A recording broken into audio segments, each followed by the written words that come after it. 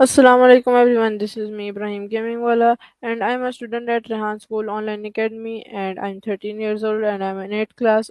I'm from foundation level batch 2. So today I'm having a conversation with Walaikum Kolani. assalam, Ibrahim.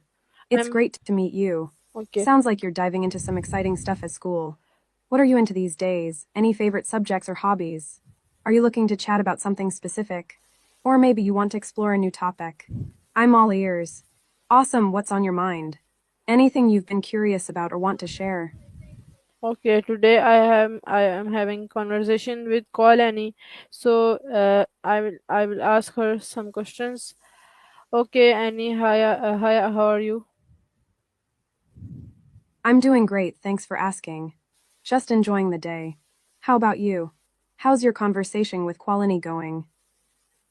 Okay, I'm also doing well, and my conversation with Call Annie, I mean you, is going really great. So I'm asking you some questions. So my first question is, what is mastery learning? I'm glad to hear that. Mastery learning is an educational approach where students must achieve a level of understanding before moving on to the next topic. It's all about really grasping the material. Do you think that would help with how you learn? Okay, very nice. So my next question is, how does mastery learning differ from traditional learning models? Great question. In traditional learning models, students often move on to new material at the same pace, even if they haven't fully understood the previous concepts. Mastery learning, on the other hand, allows students to take their time and ensures they truly understand each topic before progressing. It's like building a strong foundation before constructing a tall building. What do you think would work better for you? Okay, very nice. You told me in a really nice way. So my next question is, who are the major proponents of mastery learning? I'm glad you liked the explanation. Some major proponents of mastery learning include Benjamin Bloom, who developed the concept in the 90s and his work laid the foundation for it. Other educators, like Thomas Guskey and Rick Stiggins, have also contributed to its development and implementation. Have you heard of any of them before? Okay, very nice. That's great. So my next question is, what are the core principles of mastery learning? The core principles of mastery learning include 1. Clear learning goals. Students know what they need to learn and achieve. 2. Flexible learning pace. Students can take the time they need to master each topic. 3. Formative assessment. Regular checks for understanding help identify areas that need more focus. 4. Feedback. Timely feedback helps students improve and understand their mistakes. 5. Reinforcement. Opportunities for practice and review ensure mastery before moving on. It's all about making sure everyone gets it before moving ahead. Does that sound like a good approach to you? Okay, very nice. Okay, so my next question is, what does Bloom's theory relate to mastery learning? Bloom's theory, particularly his taxonomy of educational objectives, relates to mastery learning by providing a framework for setting clear learning goals and assessing student understanding. It categorizes learning into different levels, from basic knowledge to higher order thinking skills. Mastery learning uses this taxonomy to ensure students achieve mastery at each level before moving on. It's like a roadmap for learning. Does that make sense? Okay, wonderful. That's really nice. So my next question is, what is the role of formative assessment in mastery learning? In mastery learning, formative assessment plays a crucial role. It helps teachers gauge student understanding throughout the learning process. Here's how our own. Identifying gaps. It reveals areas where students may be struggling. 2. Guiding instruction. Teachers can adjust their teaching strategies based on assessment results. 3. Providing feedback. Students receive timely feedback to improve their understanding. 4. Encouraging growth. It fosters a growth mindset, allowing students to see progress and areas for improvement. Basically, it's all about supporting students on their journey to mastery. Do you find formative assessments helpful in your learning? Okay, that's really good. I like it. So, my next question is, how is feedback used differently in mastery learning? In mastery learning, feedback is used more constructively and frequently. Here's how it differs. 1. Timely feedback. Students receive feedback right after assessments so they can quickly address misunderstandings. 2. Specific and actionable.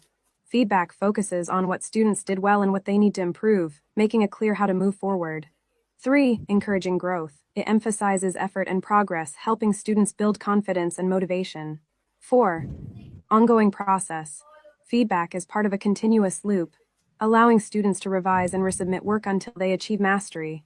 It's all about helping students learn and grow. How do you feel about receiving feedback in your studies?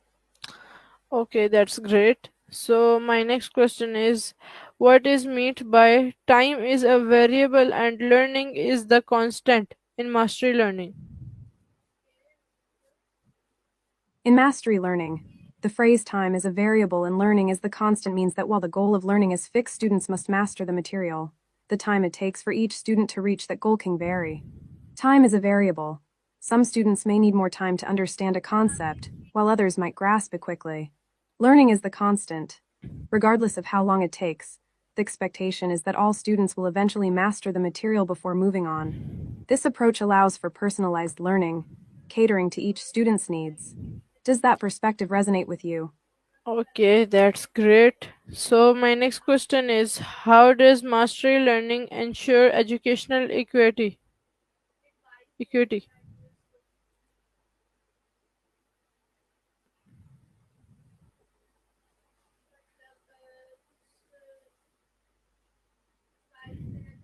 So, my next question is, how does mastery learning ensure educational equity?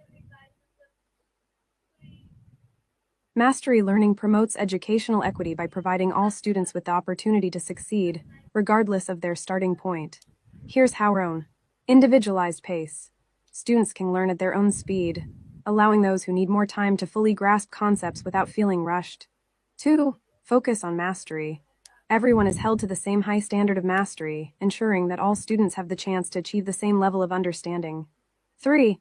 Targeted support. Formative assessments help identify students who may need extra help, allowing teachers to provide tailored support. 4. Reduction of failure. By allowing students to retake assessments and learn from mistakes, it minimizes the chances of failure and promotes a growth mindset. It creates a more inclusive environment where every student can thrive. What do you think about that approach? Okay, that's nice. You told me in a very nice way. So, my next question is, what are the typical phases or steps in a mastery learning cycle? In a typical mastery learning cycle, you might find these phases or steps. 1. Setting learning objectives. Clear goals are established for what students need to learn. 2. Instruction. Teachers deliver lessons or materials to help students understand the concepts. 3. Formative assessment. Students take assessments to check their understanding of the material. 4. Feedback. Timely feedback is provided to help students recognize their strengths and areas for improvement. 5. Reinforcement. Students engage in practice or additional learning activities to reinforce their understanding. 6. Retesting. If needed, students can retake assessments after reviewing the material to demonstrate mastery. 7. Reflection. Students reflect on their learning process and outcomes, which helps them understand their growth. This cycle can repeat until all students achieve mastery. Does that sound like a helpful way to learn? Yes, it is.